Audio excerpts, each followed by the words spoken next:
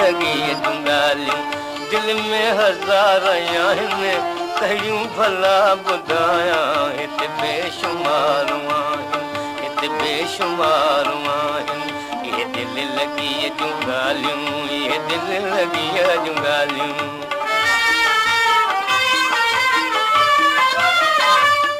ओ दिल लगाई दड़ा ओ दिल लगाई दड़ा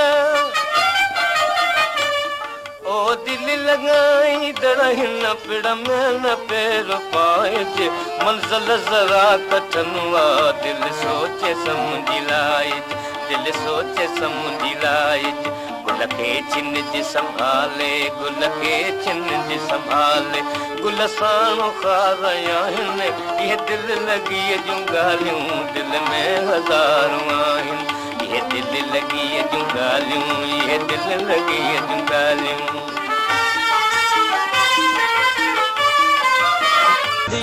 रहे सदा सिंधुअ जी छोली मारवड़न जी मिठड़ी बोली गली गली ऐं घर घर गूंजन सिंध अमर जा नारा नारा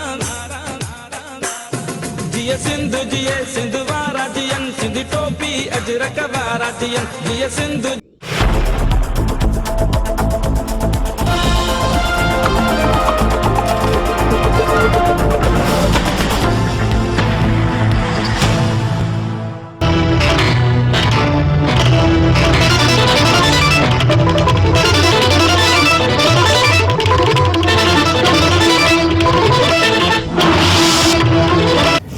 जय झूलेलाल मां द्वीप चेतनानी तव्हां ॿुधी रहिया आहियो सिंधी समाचार।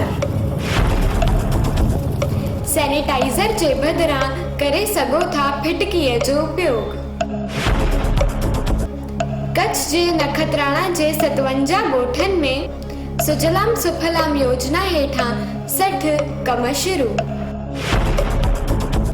भारत में कोरोना जा कुल मरीज़ 1,70,522 कुल मौत 4,799 82,823 थिया recover.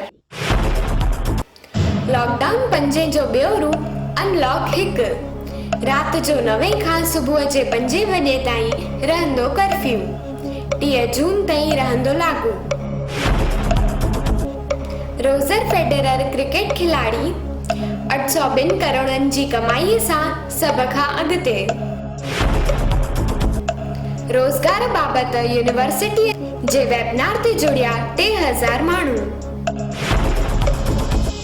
Dutch architect RAM Colaco चयो शहरनि खे सोशल डिस्टेंसिंग अनुसार डिज़ाइन करणु ज़रूरी। देश में सिगरेटनि जी दाण चोरीअ सां 16,000 करोड़नि जो नुक़सान। सोनू के टिट्टू की स्वीटी जी हीरोइन नुसरत भरूचा हाणे नज़र ईंदी मराठी हॉरर फिल्म जी रीमेक छोरीअ में। टिकटॉक ते शिल्पा शेट्टी कयो घणनि भाषाउनि में लिप सिंक। शहनाज गिल कयो पंजाबी गाने ते डांस। फोर्ब्स जी सभिनि खां अमीर स्पोर्ट्स टीम जे मालिकनि सूचीअ में मुकेश अंबानी नंबर 2 ते।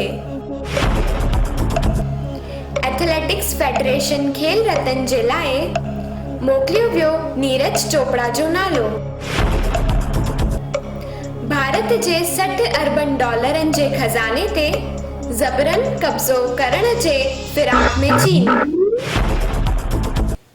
जय झूलेलाल मां पायल मेघाणी तव्हांखे ॿुधायां थी पहाका।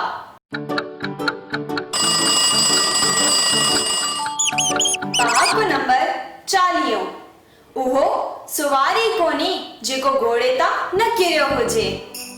इंसान खे कंहिं कम में कामयाबी सवलाईअ सां कान मिलंदी आहे। उन लाइ खेसि अथक कोशिशूं करणियूं पवंदियूं आहिनि। कामयाबीअ जे राह में केतिरियूं ई अड़चनूं ईंदियूं आहिनि। उन्हनि खां न घबराइणु खपे। पहाको नंबर 41 आज़माए खे आज़माए सो धूड़ मुंहं में पाए। कंहिं शख्स या कम मां ख़राब नतीजो मिले त उनखे ॿीहर आज़माइण जी भुल करणु मुंहं में धूड़ पाइण जे बराबर हूंदो आहे। इन करे अहिड़े शख्स या कम खां दूर रहिजे। पहाको नंबर 42 कौड़ो खाइजे मिठे जे लालच ते। मतलब त पंहिंजे कार्य जे सिद्धीअ वास्ते कंहिंजा कोड़ा बोल भी ॿुधणा पवन त उहे भी ॿुधजनि। लाचारीअ में इंसान खे सभु सहन करणो पवंदो आहे। कंहिंखे पंहिंजे अमल जो हिसाब कीअं ॾियूं, कंहिंखे पंहिंजे अमल जो हिसाब कीअं ॾियूं। सुवाल ई सभु ग़लति हुआ, सुवाल ई सभु ग़लति हुआ, जवाब कीअं ॾियूं। ॾिसंदा रहो सिंधी समाचार। हिंदू मुस्लिम सिख ईसाई सभिनीनि खे मुंहिंजो नमस्ते सलाम सत श्री अकाल। मदमस्त रहो, व्यस्त रहो, घर में रहो ऐं सुरक्षित रहो।